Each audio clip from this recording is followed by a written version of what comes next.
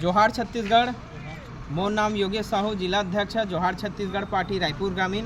आज छत्तीसगढ़ में लगातार छत्तीसगढ़िया मन के साथ अत्याचार अन्याय हुआ थे। चाहे केसला के 35 परिवार के घर तोड़े के मामला हो, चाहे नकटी गांव में 85 परिवार के घर तोड़े के मामला हो, चाहे आमा सोनी में, आज छत्तीसगढ़ में जल जंगल जमीन ला छीने के प्रयास करत थे। और यही जगह कोनो बाहरी परदेसिया हा कब्जा करथे तो ओला नहीं नोटिस दे दिया जाए। आज हमारे पास एक मामला है बुड़ेरा ग्राम पंचायत बुड़ेरा में घिवरा रोड में एक शासकीय डबरी है, जेन सदियों से डबरी के उपयोग किसान ह करत रहिस है और गाय गरवा मन ह पानी पिए काम कराए, जेला भैंसा डबरी कहा है, भैंसा सु डबरी कहा है।